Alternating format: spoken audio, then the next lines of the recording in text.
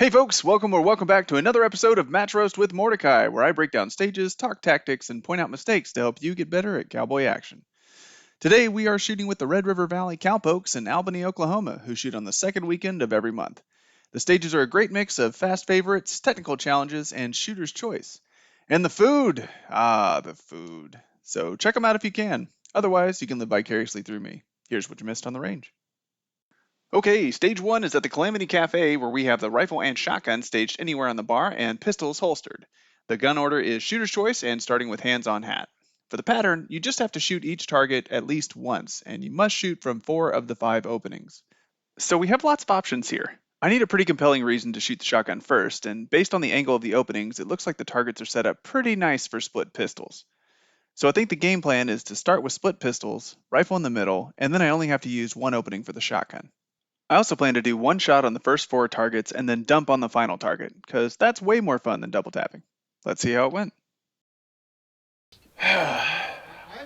Well, I'll be a suck-ass mule. Stand by.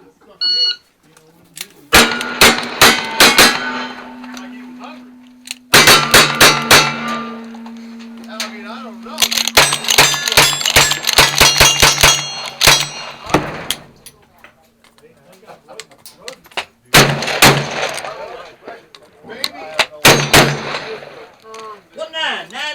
One 1993. Okay, so first off, the line was supposed to be I'll be a suck egg mule, which is a line from a John Wayne movie that I clearly have not seen. Anyway, I'm starting off in the opening squared up with the 4th target from the right. Generally, I will pull the hammer back as I'm presenting and then pull the trigger once I see my sights lined up and I'm fully extended. So I decided to shoot the farthest target to the right so I could take full advantage of that process. Then I'm able to square up with the final target during the pistol transition and unload the second pistol as quickly as I can work the gun. For the rifle, I know some folks just did a double tap sweep, but I need the practice dumping and it's way more fun anyway.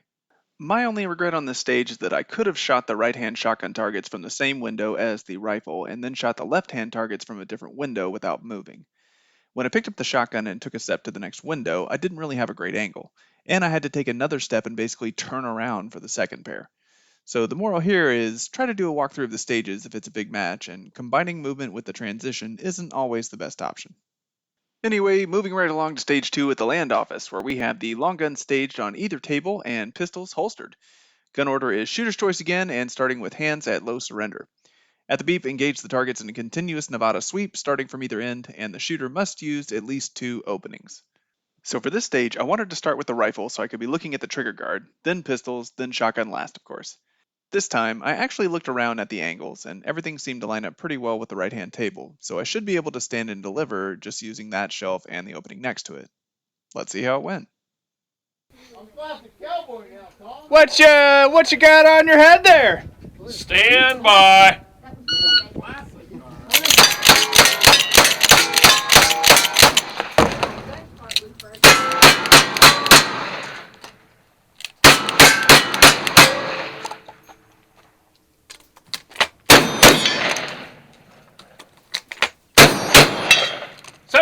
$17.87 counter say.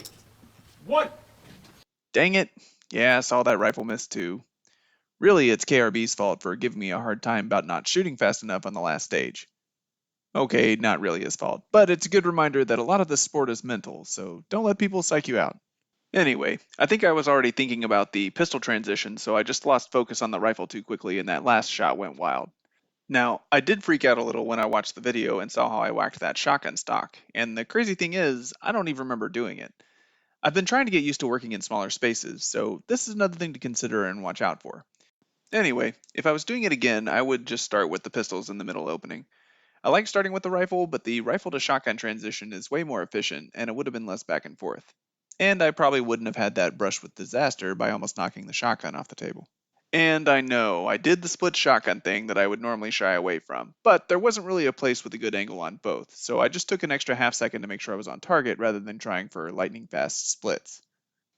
Stage 3 is at Speedy's Corral, where we have everything staged on the table. Yay!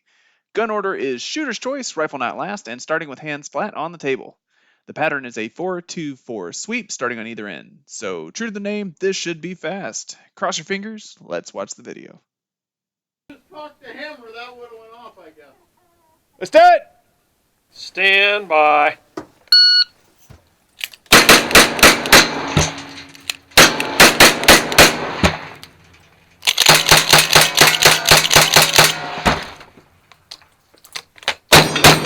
Good. 1233, counter safe. Lead. Thank you. All right, that was fast. Pretty sure that's a new personal best for 2 shotgun targets for me, so practice is definitely paying off. I think the secret sauce for this stage is moving all your guns to the right so you have plenty of room to discard on the left. I have both pistol handles faced to the right so I can grab them quickly, and I've been practicing the table transition, so everything went about as smooth as I could hope. I would have liked the pistol shots to have been a little faster, but believe it or not, I have missed these monstrous buffalo, and misses will really ruin your raw time if you're not careful.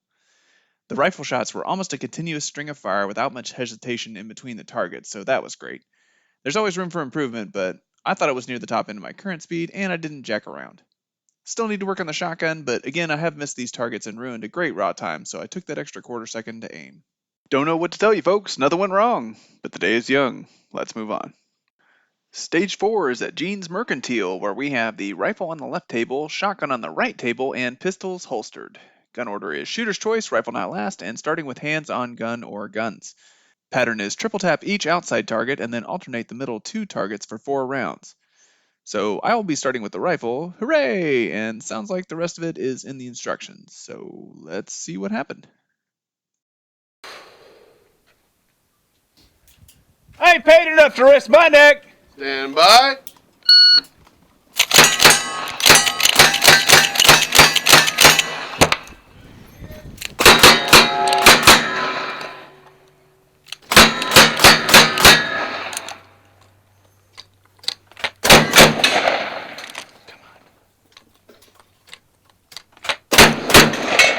Two zero zero six counters clean.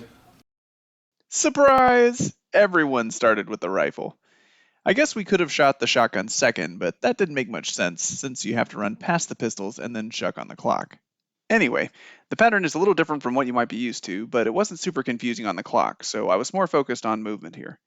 We have the standard left-hand discard for the rifle, which is great for us right-handed shooters, and then you want to be drawing your first pistol as you approach the pistol targets. Now, you can't move with a hammer back over a live round in this sport, and the basketball rule for traveling applies. So you have to be sure to have a foot planted before you finish presenting and pull the hammer back. I also use the transition between pistols to take a step back towards the shotgun. If I was really good, I would probably just stop running up so close to the pistol target so I could focus on a faster transition rather than trying to combine movements. And if you can't tell by my breath, it's a little cold out, and my whispering encouragement is me trying to sweet talk my fingers into working after missing the lever that opens the shotgun.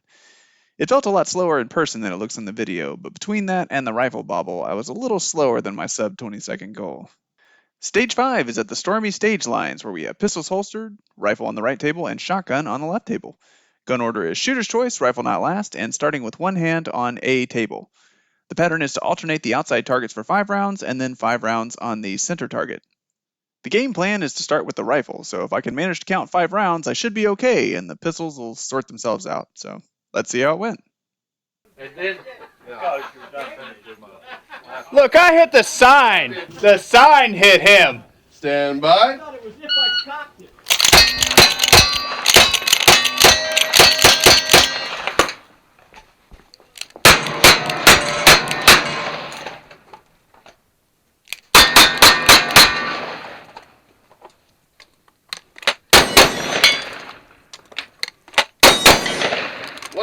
1918 counters clean. Good run. Whew, okay, I can still count to 5 without using my fingers, and despite a few hitches, managed to get through the entire rifle string. The rifle discard and left turn went exactly as planned, and I was able to draw the first pistol on the run to the table in the middle. Now, I'm not sure if you caught it, but the big thing for me on this stage was missing my holster while I was transitioning between pistols. I've been switching back and forth between double strong side and cross draw, which isn't really great for building muscle memory. But I think the real lesson here is that it's important to get positive confirmation that your pistol is seated before you let go of it. I've seen people with cheap holsters that don't have retention or in a rig that has the holster set too low, so they drop the gun in rather than push it down. That means if there's something blocking the opening, or they miss because they're in a hurry, the pistol hits the ground, which is an immediate stage DQ. So if you're running a Buscadero rig or something like that, just be sure it's not set too low. and I would encourage you to practice holstering with positive confirmation in mind so that it becomes second nature, and hopefully you avoid any kind of major disasters while on the clock. Stage 6 is at the H Saloon, where we have everything staged on the bar. Gun order is shooter's choice, and starting with hands at sides. The instructions for this stage is to shoot everything, at least twice. So, this will be a stand and deliver round count stage. Let's see how it went. All right, let's hurry up, go eat. Stand by.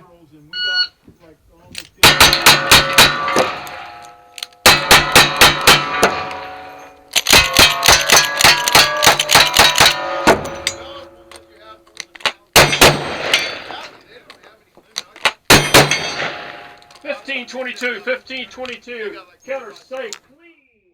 Alrighty, so I did see this shot several different ways, but I opted to do most of the work with the rifle since it's a little easier to aim, and I figured that once I was locked onto a pistol target, I could just let loose. And that worked out pretty well.